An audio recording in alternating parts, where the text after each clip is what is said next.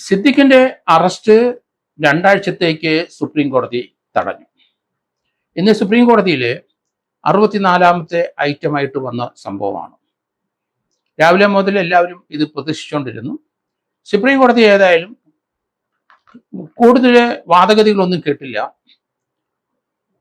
സിദ്ദിഖിന്റെ അഭിഭാഷകന്റെ റിക്വസ്റ്റ് അനുസരിച്ച് അറസ്റ്റ് എന്തായാലും രണ്ടാഴ്ചയ്ക്ക് തടഞ്ഞുകൊണ്ട് ഉത്തരവായി. ഇനി കോടതി പൂജ അവധിയൊക്കെ കഴിഞ്ഞ ശേഷം മാത്രമേ ഇത് പരിഗണിക്കുകയുള്ളൂ. വിശദമായ വാദം ഇക്കാര്യത്തിൽ കേൾക്കണം. കോടതി നിരീക്ഷിച്ച ഒരു കാര്യം 2016 സംഭവമാണ്. എന്താണ് ഈ കാലതാമസം? അത് എക്സ്പ്ലെയിൻ ചെയ്യണം. അതിജീവിത അതിനൊരു അഫിഡവിറ്റ് ഫയൽ ചെയ്യണം. കേരള സർക്കാരും ഇതിന് അഫിഡവിറ്റ് ഫയൽ ചെയ്യണം. അത് പരിശോധിച്ച ശേഷം അതിൻ്റെ വാദഗതികൾ സുപ്രീം കോടതി കേട്ട ശേഷം ഇതേപ്പറ്റി ഒരു തീരുമാനം ഉണ്ടാവും. ഏതായാലും 2 ആഴ്ചയ്ക്ക് ശേഷവും ചിലപ്പം ഇത് അറസ്റ്റ് തടഞ്ഞ് കൊണ്ട് ഫർദറായിട്ട് എക്സ്റ്റൻഷൻ ഉണ്ടാകാനാണ് സാധ്യത. പോലീസിനെ അന്വേഷണവുമായിട്ട് സഹകരിക്കാമെന്ന് സിദ്ദിഖിന്റെ അവകാശം സുപ്രീം കോടതി പറയുകയും ചെയ്തു. എന്തായാലും പോലീസ് 2 ആഴ്ചക്കകം ഒന്നും ചെയ്യാതിരിക്കുന്നതാണ് നല്ലത്. കാരണം അത്യുന്നത കോടതിയിൽ നിന്നാണ് ഈ ഒരു ഡയറക്ഷൻ വന്നിരിക്കുന്നത്. കാലതാമസത്തെ പറ്റി ഇന്ത്യയിലെ പല സംസ്ഥാനങ്ങളിലും ഇതുപോലുള്ള സമാനമായ രീതിയിലുള്ള കേസുകളും ഉണ്ട്.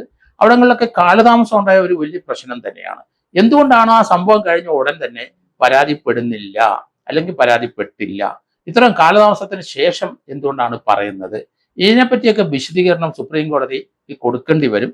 അത് ഉഴപ്പിയൊന്നും കൊടുത്തിട്ടൊന്നും കാര്യമില്ല. കൃത്യമായ ഒരു അഫിഡവിറ്റ് തന്നെ ആയിരിക്കണം.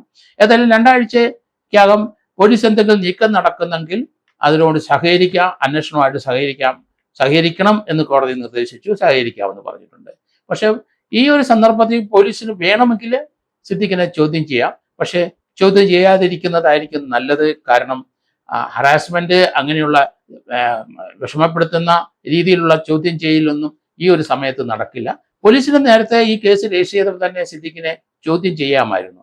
അന്നൊന്നും അത് ചെയ്യാതെ ഈ 2 മാസത്തോളം കഴിഞ്ഞു പോയിരിക്കുന്ന കേസെടുത്തിട്ട് അതിനുശേഷം ഉണ്ടാകുന്ന ഈ നടപടി ഹൈക്കോടതിയിലെ സിദ്ദിഖ് മുൻകൂർ ജാമ്യത്തിന് ശ്രമിച്ചു. അത് എന്തായാലും റിജക്റ്റ് ചെയ്തു. അതേസമയത്ത് അന്നേരം തന്നെ സിദ്ദിഖ് മുങ്ങി. അതിനുശേഷം സുപ്രീം കോടതിയിലെ ഇത്രയും പെട്ടെന്ന് 2-3 ദിവസം കൊണ്ട് തന്നെ അറസ്റ്റിനെ തടഞ്ഞുകൊണ്ടുള്ള ഉത്തരവ് വരികയും ചെയ്തിരിക്കുന്നു. ഏതായാലും സുപ്രീം കോടതി ഇന്ത്യയിലെ പല കേസുകളിലും പല സംസ്ഥാനങ്ങളിലുള്ള കേസുകൾ കൈകാര്യം ചെയ്തപ്പം ഇതുപോലെയുള്ള ഡിലേക്ക് എന്ത് ചെയ്യും എന്നൊരു തീരുമാനം വളരെ അധികം കേസുകളെ ബാധിക്കുന്നതാണ്.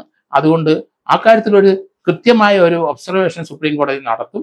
അതിനൊരു വാദഗതികൾ ഇരുഭാഗത്തെയും അതുകൊണ്ടാണ് കേൾക്കും. അതുകൊണ്ടാണ് കേരളത്തിലെ അതിജീവിത എന്തുകൊണ്ടാണ് 8 വർഷം ഈ ഡിലേ ഉണ്ടായതിൻ്റെ ഒരു അഫിഡവിറ്റ് ആയിട്ട് സത്യവാങ്മൂലമായിട്ട് തന്നെ കോടതിയിൽ ഫയൽ ചെയ്യണം. കേരള ഗവൺമെന്റും അത് ഫയൽ ചെയ്യും. ആ കാര്യത്തിൽ എമ കമ്മീഷൻ റിപ്പോർട്ടിലെ ഡിലേയും അത് പതുക്കി വെച്ചതിൻ്റെ കാര്യങ്ങളൊക്കെ ഉയർന്നു വരും സുപ്രീം കോടതിയിൽ. ഏതായാലും വരും ദിവസങ്ങളിൽ ഈ കേസിന്റെ അന്വേഷണവുമായിട്ട് സഹകരിക്കാം എന്ന് പറഞ്ഞ സ്ഥിതിക്ക് പോലീസിന് വേണമെങ്കിൽ നോട്ടീസ് കൊടുക്കാം. അതുകൊണ്ട് 2 ആഴ്ച അന്വേഷണം നടന്നില്ലെങ്കിലും കുഴപ്പമില്ല. പോലീസ് കുറച്ചധികം അന്വേഷണമായിട്ട് മുന്നോട്ട് പോയിട്ടുണ്ട്. സർക്കംസ്റ്റാൻഷ്യൽ എവിഡൻസ് എല്ലാം കളക്ട് ചെയ്ത് കഴിഞ്ഞിട്ടുണ്ട്. അതുകൊണ്ട് അറസ്റ്റും പ്രതിയോടുള്ള ചോദ്യം ചെയ്യലും സുപ്രീം കോടതിയുടെ അടുത്ത 2 ആഴ്ചയ്ക്ക് ശേഷം വരുന്ന എക്സ്റ്റൻഷനോടെ കഴിഞ്ഞിട്ട് മതി എന്നുള്ളതാണ് എൻ്റെ അഭിപ്രായം.